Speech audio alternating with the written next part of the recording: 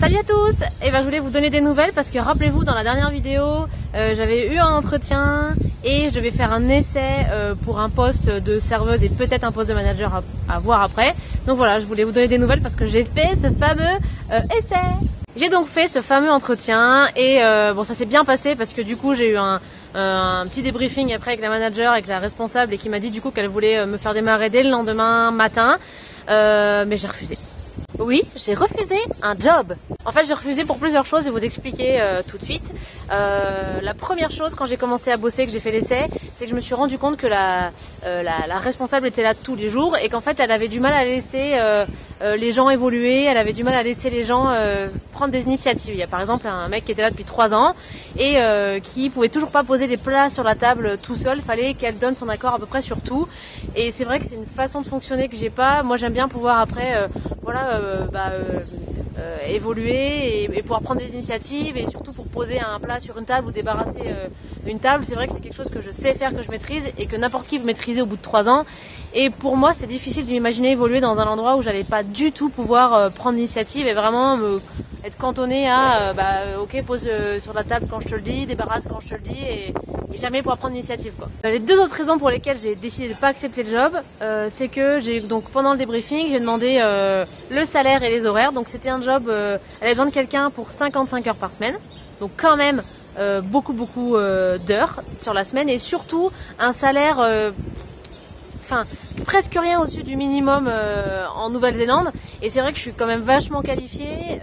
Moi, j'étais directrice de restaurant avant, donc le service, j'en ai fait beaucoup. Et c'est un poste de manager qu'elle me proposait par la suite. Donc en fait, j'ai décidé de refuser pour ces 3 raisons. Pour la possibilité de jamais pouvoir prendre l'initiative, le nombre d'heures sur la semaine qui était juste un truc de dingue, et aussi le salaire qui était à mon goût trop bas. Et je sais que vous allez vous dire, mais la fille, mais pour qui elle se prend, la fille? Elle veut pas bosser, elle veut gagner, elle veut être milliardaire, alors qu'elle vient d'arriver dans un pays où elle connaît personne, et du coup la fille, quoi, elle refuse un job. Et ben ouais, j'ai refusé ce job. Et j'ai refusé ce job parce qu'en fait, il y a quelque chose que je travaille moi depuis plusieurs années, c'est apprendre à me valoriser, apprendre à savoir la valeur que j'ai, parce que j'ai un problème, c'est que je donne beaucoup, je fais beaucoup, je bosse des heures à n'en plus finir pour un salaire moindre, mais c'est pas grave parce que de toute façon moi je vaux rien. Et j'ai appris à me valoriser, j'ai appris à savoir voilà la valeur que j'ai, et à valoriser mon expérience, à valoriser mes diplômes, à valoriser mes qualités, à valoriser qui je suis. Et j'ai décidé, en arrivant en Nouvelle-Zélande, de plus travailler pour rien, 50 millions d'heures par semaine, pour juste la gloire. Donc non seulement j'ai refusé ce job, mais je me suis dit qu'en fait, je voulais plus de ce genre de job. Parce que oui, j'étais directrice de restaurant, donc ce serait facile pour moi aujourd'hui d'avoir ce job, d'avoir un poste de manager, un poste de serveuse, peu importe. Mais en fait, c'est pas ce que je veux faire.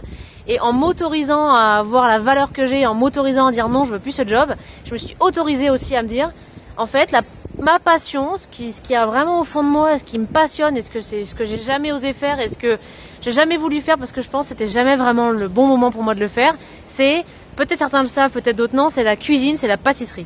Oui, je suis passionnée de pâtisserie, j'adore cuisiner, j'adore la pâtisserie, c'est vraiment quelque chose qui me fait...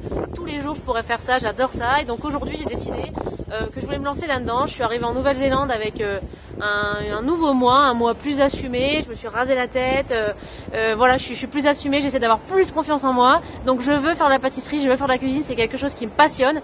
Donc j'ai décidé que j'allais tout mettre en œuvre pour faire ça. Je sais que ça va être plus compliqué parce qu'en plus ici ils aiment bien les références, ils aiment bien peut-être un peu plus avoir des gens qui ont soit un diplôme, soit des références. J'ai pas vraiment bossé dans la cuisine.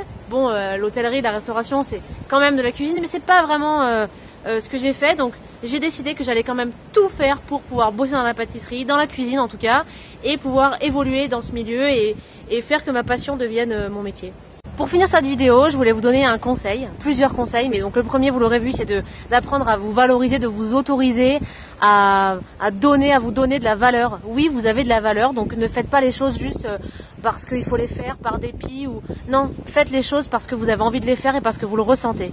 Et deuxième conseil que je voulais aussi vous donner, c'est que si vous partez en voyage comme ça, n'importe quoi, 1 an, 6 mois, peu importe, si vous partez en voyage, définissez votre objectif. Si c'est pour voyager et ben voilà, prenez n'importe quel boulot pour vous faire un peu de pognon et voyager. Si l'objectif, comme on a avec Julie, c'est de plutôt vous installer, et ben essayez d'anticiper, essayez de vous dire ok, qu'est-ce qui va faire que je vais pouvoir rester dans ce pays, de quoi ils ont besoin, qu'est-ce qui va faire que je vais pouvoir avoir un visa, et du coup vous prendrez les bonnes décisions. Donc n'hésitez plus et foncez la suite dans la prochaine vidéo. Ciao.